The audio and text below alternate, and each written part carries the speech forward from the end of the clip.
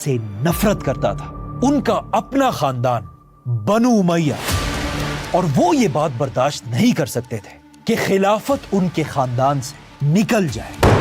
हम ऐसा कभी नहीं होने देंगे। इसीलिए इससे पहले कि 3 दिन खत्म हो, बनु उमैया के शहजादों ने मिलकर अपने ही कजन उमर बिन अब्दुल अजीज को जहर देकर मारने का प्लान शुरू किया। बनु उमैया के शहजादों ने किसी तरह उमर बिन अब्दुल अजीज के एक क्लोज गुलाम को किडनैप कर। अस्सलाम वालेकुम व्यूअर, कैसे हैं? उम्मीद करता हूँ सब ठीक ठाक होंगे। तो कल मैंने जो ना उमर बिन अब्दुल अजीज सीरीज का जो ना चौथा पार्ट बनाया था, आप लोगों ने देखा होगा। अगर आप लोगों ने नहीं देखा तो चैनल पे अपलोड है, आप जाके देख सकते हैं। तो चौथे पार्ट में जो ना उमर बिन अब्दुल अजीज खलीफा बन जाता है और अपनी बीवी से भी बोलता है अगर तुम जाना चाहो तो जा सकती हो और मैं तुम्हें तलाक दे सकता हूँ, नहीं तो तुम मेरे साथ रह सकती हो। तो उसने बोला मैं नहीं जाऊंगी तुम्हें छोड़ के। वो भी उसके साथ थी और अपने जेवर सोना जो भी था वो जो ना अपनी बीवी से लेके जो ना जमा करा देता है बैतुल माल में। तो आओ मिलके देखते हैं उमर बिन अब्दुल अजीज सीरीज का पार्ट 5। सबसे ज्यादा जो खलीफा बनने का होगा जिस खानदान से भी हो। तो अब खलीफा उमर बिन अब्दुल अजीज इसी बात पर सोचने लगे। लेकिन जैसे ही उमर बिन अब्दुल अजीज ये सब सोच रहे थे, यहां से सब कुछ बदलने वाला था, क्योंकि उमर बिन अब्दुल अजीज के इन सारे कामों से मुसलमान तो बहुत खुश थे, लेकिन एक खानदान उनसे नफरत करता था, उनका अपना खानदान बनु उमैया, और वो ये बात बर्दाश्त नहीं कर सकते थे कि खिलाफत उनके खानदान से निकल जाए। हम ऐसा कभी नहीं होने देंगे। इसीलिए इससे पहले कि 3 दिन खत्म हो, बनु उमैया के शहजादों ने मिलकर अपने ही कजन उमर बिन अब्दुल अजीज को जहर देकर मारने का प्लान बनु उमैया के शहजादों ने किसी तरह उमर बिन अब्दुल अजीज के एक क्लोज गुलाम को किडनैप कर लिया। उमर बिन अब्दुल अजीज के गुलाम को और इस गुलाम को बांध कर कहा कि हम तुम्हें 1000 दिनार देंगे अगर तुम खलीफा को किसी तरह 1000 दिनार दिए गुलाम। लेकिन इस गुलाम ने कहा नहीं, कभी नहीं, मुझे जितना भी पैसा दो मैं ऐसा कभी नहीं करूंगा। शहजादों ने इस गुलाम को मनाने की बहुत कोशिश की, तुम्हें ये करना होगा, लेकिन गुलाम नहीं मान रहा है। आखिर एक शहजादे ने गुलाम से कहा कि अगर तुमने उमर को जहर नहीं दिया तो मैं तुम्हें और तुम्हारे बच्चों को मार डालूंगा। बच्चे भी किडनैप कर लिए हैं गुलाम के। और शहजादे ने उसे कहा चुपचाप ये 1000 दिनार लो और जाकर उमर बिन अब्दुल अजीज के खाने में जहर मिलाओ। गुलाम के पास अब और कोई रास्ता नहीं था और उसने सीधा जाकर एक रात उमर बिन अब्दुल अजीज के खाने में छुपकर खाने में जहर मिला दिया गुलाम ने। जब उमर बिन अब्दुल अजीज खिलाफत के काम खत्म करके अपने घर पहुंचे, उन्होंने ये खाना खा लिया। जैसे ही उमर बिन अब्दुल अजीज ने ये जहर पिया, अचानक उनकी तबीयत खराब होने लगी और उनका सीना जलने लगा। अगले कई दिन तक उमर बिन अब्दुल अजीज इसी जहर की वजह से सख्त बीमार हो गए जहर की वजह और अपने से। आखिरी दिनों में उन्होंने इसी गुलाम को अपने पास बुलाया जिसने उन्हें जहर दिया था, उसको बुलाया और उससे पूछा कि तुमने क्यों मेरे साथ ऐसा किया? तुमने मेरे साथ ऐसा क्यों किया? जिस पर उस गुलाम ने कहा कि मुझे इस काम के लिए 1000 दिनार दिए मुझे इस काम के पैसे मिले हैं और साथ ही मुझे धमकियां भी दी गई थी। तुम्हें ये करना होगा। ये सुनकर उमर बिन अब्दुल अजीज को इस गुलाम पर तरस आया, गुलाम पर भी तरस आ गया। उमर बिन अब्दुल अजीज माफ कर दिया। जैसे ही गुलाम मुड़कर वहां से वापस जाने लगा, अचानक उन्हें उमर बिन अब्दुल अजीज ने आवाज दी कि रुको। उमर बिन अब्दुल अजीज ने उसे वापस बुलाया और उसे कहा जो 1000 दिनार तुमने मुझे मारने के लिए लिए थे, 1000 दिनार तो मैंने माफ कर दिया, लेकिन वो 1000 दिनार बैतुल माल में 1000 दिनार जो दिए थे गुलाम को मारने के लिए, वो भी इसके बाद बैतुल माल उमर में बिन जमा अब्दुल कर। अजीज की जिंदगी की आखिरी रात करीब आई। कहा जाता है इस पूरी रात उनकी बीवी फातिमा उनके पास बैठी हुई थी और जैसे ही सुबह का टाइम, उन्होंने वहां अपना गुलाम खड़ा किया और खुद कुछ देर के लिए बाहर चली गई। कुछ देर बाद जब वो वापस आई तो उन्होंने देखा उनका गुलाम कमरे से बाहर खड़ा हुआ है। उन्होंने गुलाम से पूछा तुम क्यों बाहर खड़ा हो?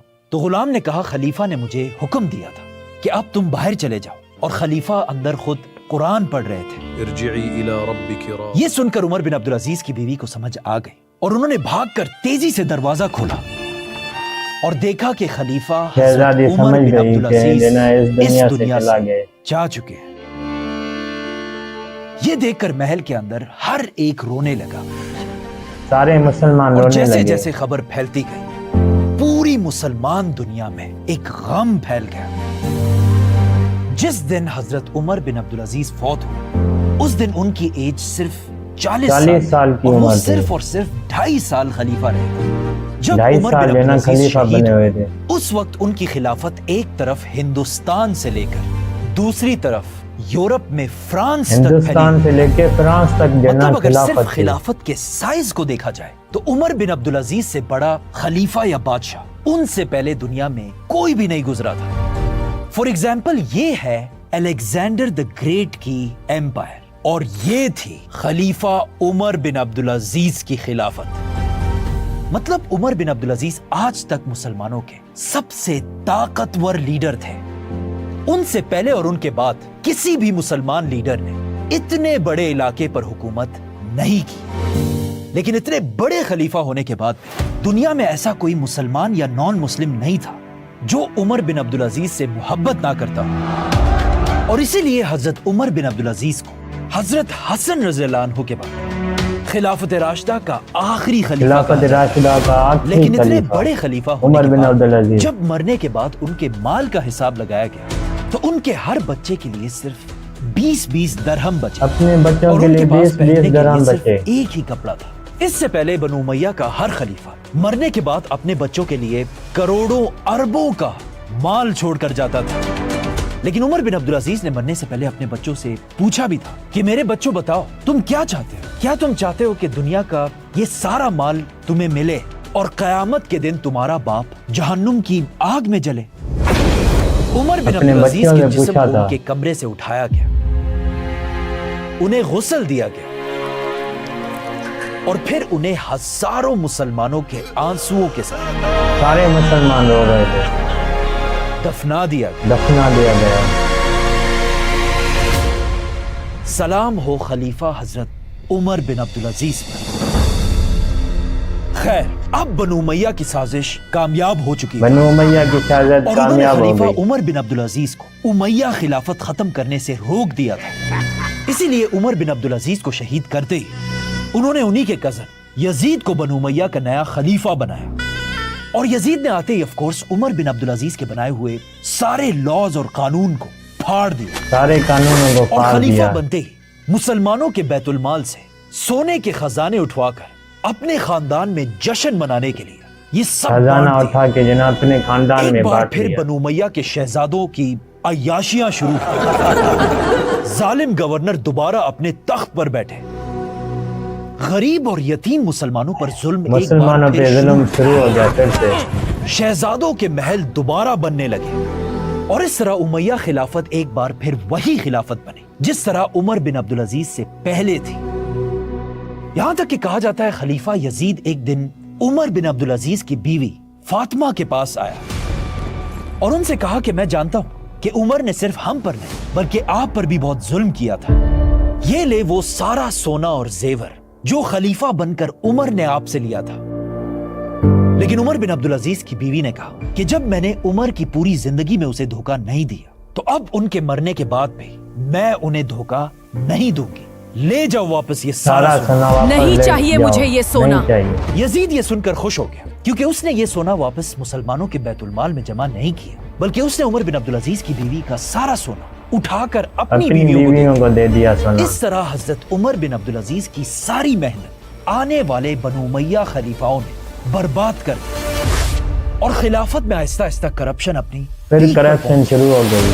لیکن یہاں پر حضرت علی کا ایک مشہور قول ہے کہ کفر کا نظام تو چل جائے لیکن ظلم کا نظام کبھی بھی نہیں چلے گا. بنو امیہ کے کرپشن اور ظلم کو دیکھ کر آہستہ آہستہ مسلمانوں کا کرپشن اور برداشت ختم ظلم ہونے والا ہے شروع ہو گیا اور مسلمان آہستہ آہستہ امیہ خلافت سے نفرت کرنے لگے تھے اور آخر وہی ہوا جو ہونا تھا. عمر بن عبدالعزیز کی شہادت کے بعد آہستہ آہستہ بنو امیہ خلافت کے خلاف ہر طرف بغاوتیں ہونا شروع ہوئی اور آخر ایک اور بڑے خاندان نے بنو امیہ خاندان کے خلاف بغاوت کر دی جس کا نام تھا अब्बासी खानदान। बगावत शुरू हो अब्बासी गई। खानदान ने बनु उमैया के लाखों शहजादों को मार डाला और आखिर बड़ी बड़ी जंगों के बाद जबरदस्ती उनसे ये खिलाफत छीन ली।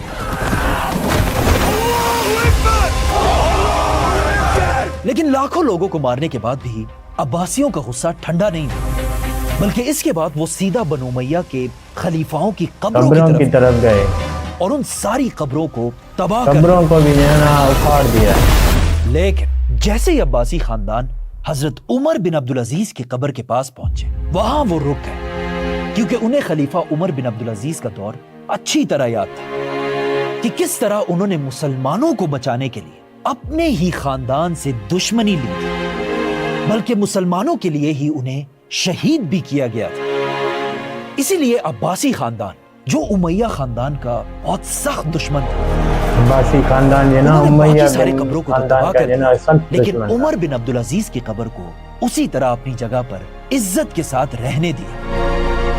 मतलब उमर बिन अब्दुल अजीज के दुश्मन भी उन्हें एक हीरो और एक नेक खलीफा बेशक ये मानते तो है। और आज तक पूरी दुनिया के मुसलमान उन्हें याद करते हैं। ये था उमर बिन अब्दुल अजीज सीरीज का पार्ट 5। आप लोगों ने देखा। अगर आप लोगों ने चौथा पार्ट नहीं देखा तो वो भी देख सकते हैं। आप लोगों ने देखा कि जो ना उमर बिन अब्दुल अजीज के बाद जो ना उसका कज़न यजीद जो ना खलीफा बनता है, और जो ना वो जो ना बैतुल माल में जो भी सोना पड़ा हुआ था वो सारा उठा के अपने कज़न शहजादों को दे दिया, और जो बचा कुचा था वो भी जो ना अपने ख़ानदान में बांट दिया था। ये था उमर सीरीज़ की जो ना आखिरी पार्ट। तो मिलते हैं इंशाल्लाह ताला और नई सीरीज़ के साथ। तो मुझे इजाज़त दें। अल्लाह हाफ़िज़।